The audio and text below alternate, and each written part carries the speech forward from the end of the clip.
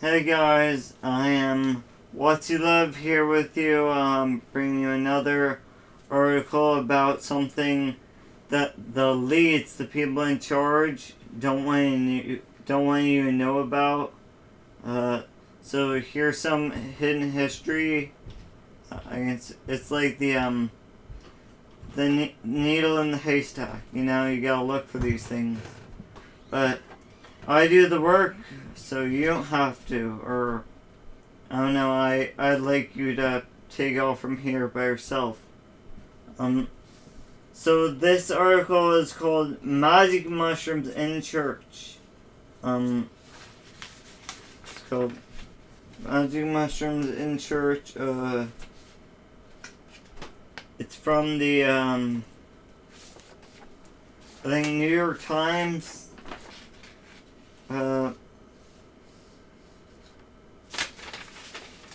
So, you'll never look at Christianity the same way again after hearing this. So it starts out the original Eucharist ritual. The Eucharist, just any foods they eat after you had that holy experience of or services. It's supposed to ground you, make you closer to the physical again. So, during the Last Supper, Jesus transmitted his most important teaching, the Eucharist ritual. It represents the ultimate transmission of knowledge from Jesus to his disciples, during which they would eat bread and wine, quote unquote, bread and wine, as his quote unquote body and blood. And he took bread, gave thanks, and broke it, and gave it to them, saying, "This is my body, which is for you. Do this in remembrance of me." There have been many interpretations for it.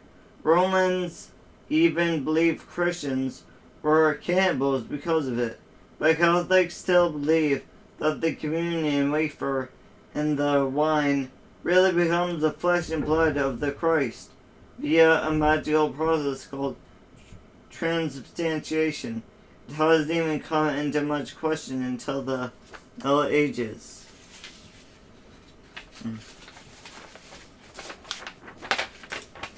So the Middle Ages.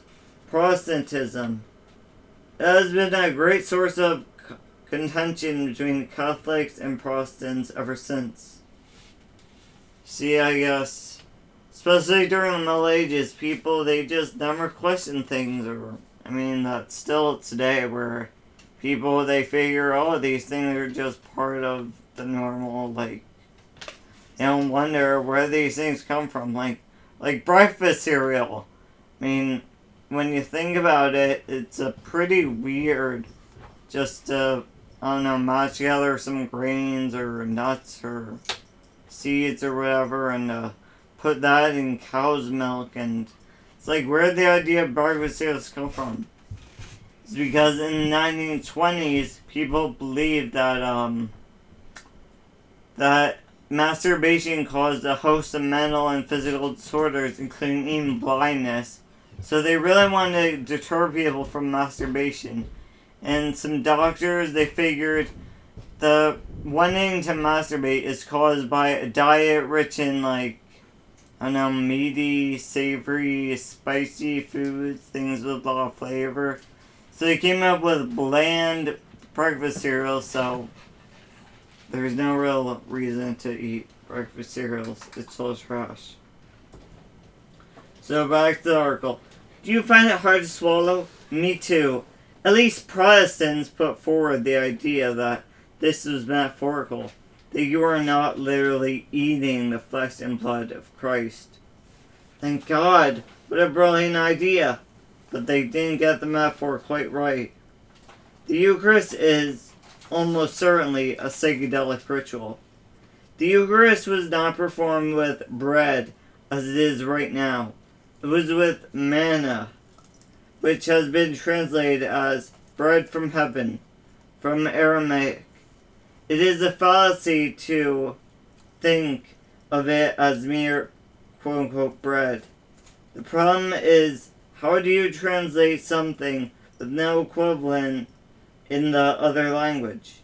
A similar mistake has been made with the translation of the word virgin when talking about Mary. The truth is, we can't exactly know for sure.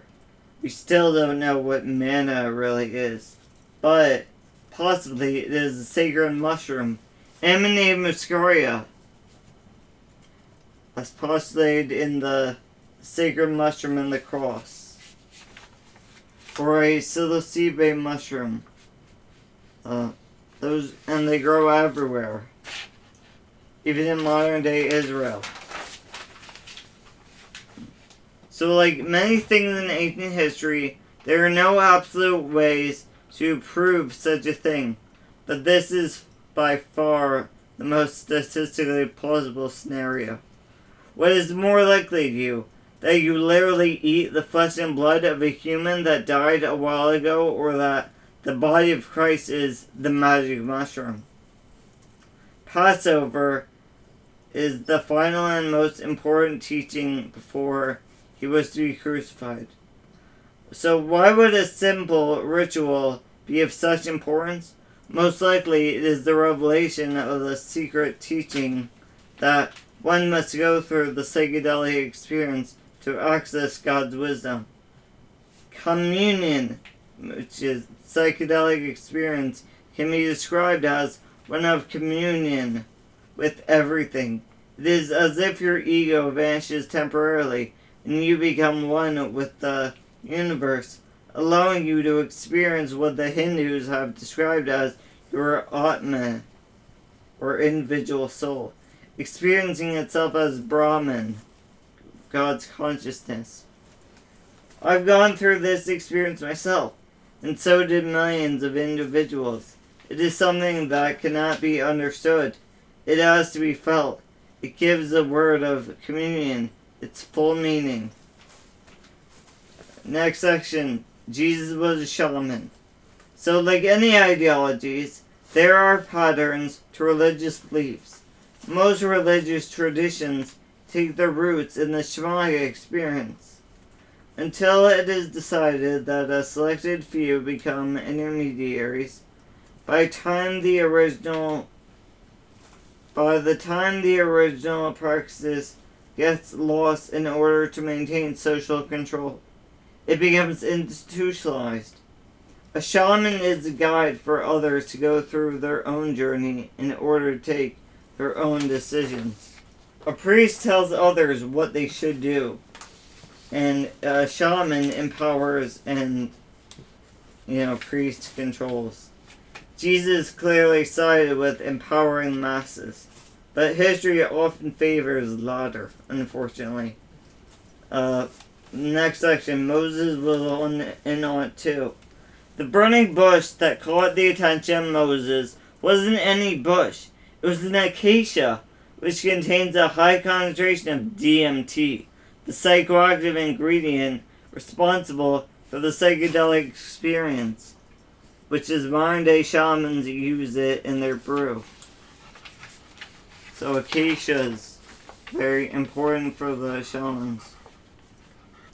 The tree of life for the Egyptian was also the acacia. It was used in rituals to access the wisdom of the gods and is an integral part of the knowledge of the dark arts, which is alchemy. Like alchemia, that's the Egyptian word for like alchemy, which just means like the Egypt, so that's where dark arts come from, which we now call alchemy. It was so enabling of individuals that it was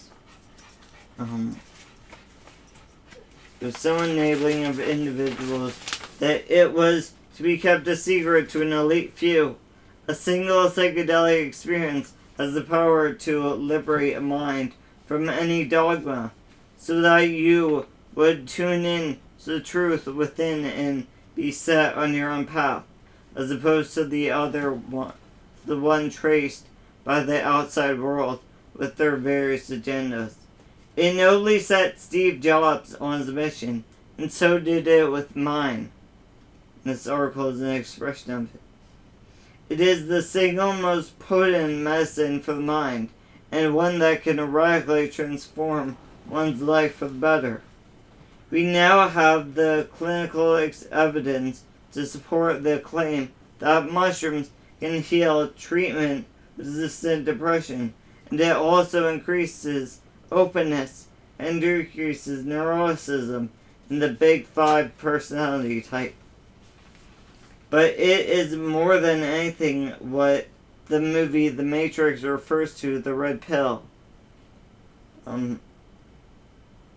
The tool of liberation from the illusion, Maya for the Hindus, or Plato's cave, aka the fear-mongering mind control force of the time which makes you an unknowing slave. Every religion's who inherited beliefs from the Hermetic traditions knew about this. Alchemy, Freemasons, occult societies, Egyptians, even Greek philosophers. Plato, Socrates used the psychedelic drink kykeon, based on the ergot fungus. They were all in on the joke. Yeah, the ergot fungus that produces LSD, like citric acid. It grows on rye plants, so supposedly that's how, I think King Edward and, the people in Salem at the witch trials, why they were so crazy, because they ate a lot of rye bread and, it's contaminated with the ergot fungus. So, in fact, real Christians were not subjected to the dogmas of the established church, knew about it. Many churches in France, and many built by initiate Freemasons, displayed it overtly. Yeah, just if you keep your eyes open, you know what to look for, then it's everywhere. It's it becomes painfully obvious.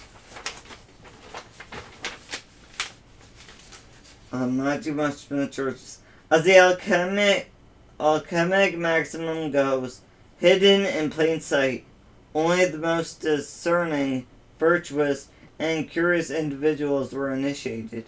Plain sight is the best way to hide anything, so you don't arouse suspicion by being obviously covert. Most people don't pay close attention to anything or ask questions anyway. Those free-minded individuals were so dangerous to the institutions in place that they were persecuted heavily.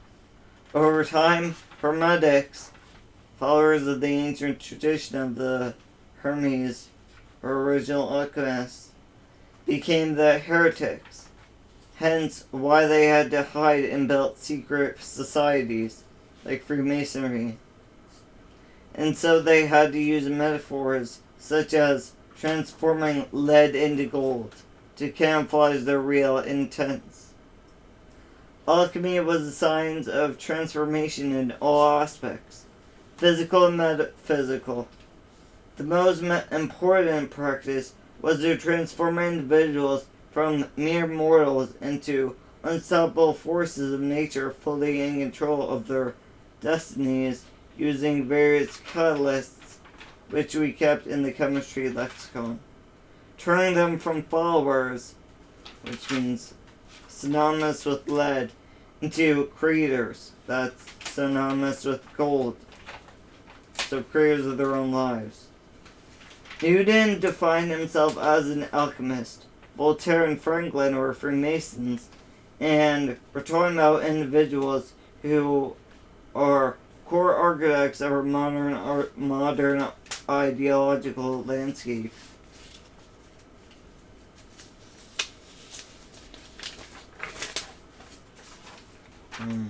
Witches were originally a bunch of old ladies living often in the margins of society, who were well versed in all sorts of ancestral medicine,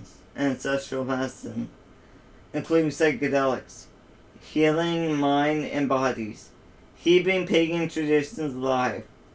When their healing practices were too efficient, it was considered the work of the devil. Go figure, because They were so free mentally, liberated sexually, and contempt in their way of life. Their very existence was a threat to power. Authorities were so scared of what they represented that they started seeing witches everywhere and burning them.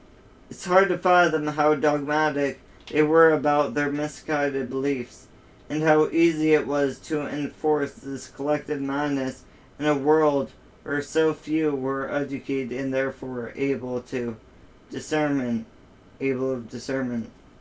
So back to Jesus. Jesus was almost certainly a student of multiple religious traditions. Some made the case that he traveled in India, Tibet. I mean, the Silk Road was already in place. And he studied other faiths in Alexandria, for which he created a synthesis of. Do not underestimate the massive impact that a single scholar could have over many illiterates. Jesus' teachings is like the counterculture of Judaism, spiced with Zoroastrianism ethics, and mixed with Buddhism. Oh, and the saying, I am the Son of God, is a common thing.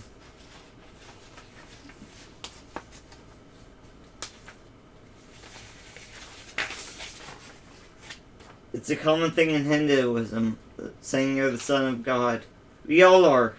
His infamous healing capabilities, believe and you will be healed, were probably due to his understanding of what we now call hypnosis, and was one of the most highly priced knowledge of the Egyptians, dark arts. Quote unquote dark arts. The power of the subconscious, illustrated by the placebo effect, is a real thing that can literally heal individuals. It is smashing open the door that connects the mind and body and explain the so-called miracles. Consider also God is love and Jesus' certain disdain for authority. That's what psychedelics do to you. With it, you become a more loving and peaceful human being. It helps you confront your fears and emotional pains. And once you're set on a path of your own, you stop following the crowds mindlessly. Think of the hippie motto, peace and love, which ideology was fueled by LSD. Many of the positive social changes you now take for granted are results to that countercultural movement: sexual liberation, gender equality, race equality. So, moving forward, psychedelics in churches. Meta-Christians, or Christians who wish for a more realistic interpretation of the Bible, advocate the use of psychedelics as a means of liberation of the mind and personal connection with the divine. They acknowledge that the truth of God is not accessed via an intermediary, but through direct experience. Priests from Catholic or Protestant churches who would want to upgrade to meta-priesthood would, after undergoing neo-shamanistic training, create the best condition in order to serve the Eucharist to anyone willing. It is not only a tool for self-empowerment and connection with the divine, but also the best medicine to heal our psychological traumas. During the ceremony,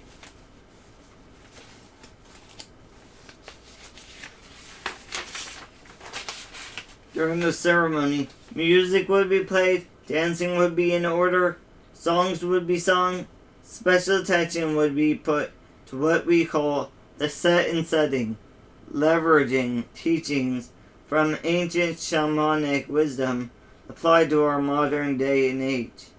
Chanting, dancing, hugging, accepting, sharing meals, those are the common ingredients to pretty much all religious rituals of any faith for a reason. They are designed to promote an atmosphere of brotherhood, harmony, peace, tolerance, and non-judgment. Judge not, that you be not judged. Kind of makes sense now. Which is why many people go to their local temple to begin with. In a way, their origin stories come second to the need of humans for connection. Many adopt common, ludicrous beliefs simply to be part of the club. It is how normal individuals are seduced into joining sects. They want to be in, to belong. The role of a religion is not only to align everyone on a common story, but also to produce conditions for the common union with other, be it other human beings, the earth, the universe, promoting love and deepening their sense of belonging and cultivating bonds. I want to put forward the idea of an updated Christian practice where once in a while, anyone who chooses to do so can benefit from the healing properties of psychedelics and reconnect with the one's God within without being preached. Bridges will be built, souls would be healed, old redundant dogmas that no longer serve us would be abandoned, and a new form of spirituality will arise, where society won't need to exert as much control to begin with because it is composed of mentally healthy individuals able in their own inner wisdom to consider each other as brothers. One cannot pretend, no. One has to feel it in their hearts. We have to recognize the essential role that psychedelics have played in our common history. The categorization of it as a drug is shackling our minds and is a complete misrepresentation of what it really is. So, amanine muscari mushrooms are a lot of psychedelics. They're medicines, they're not drugs. I mean, why do they label them as illegal drugs? Because they want to control everything. So, back to the story. This idea could transform society, heal individuals' inner world, heal the outer world. Now, all we need are heroic souls willing to put it in practice. I believe priests who want to be of service should be so in the most effective manner that would be true to Jesus. But they will have to recognize that what they've been taught wasn't exactly what it seemed, and that the established churches shouldn't have a monopoly on the whole spectrum of anyone's beliefs. It takes courage and humility to recognize the shortcoming of our own spiritual legacies, yet we are at a time in the history where we need a new form of collective wisdom more than ever. Feel free to contact me if you want to help on putting it into place, and I'll help you out.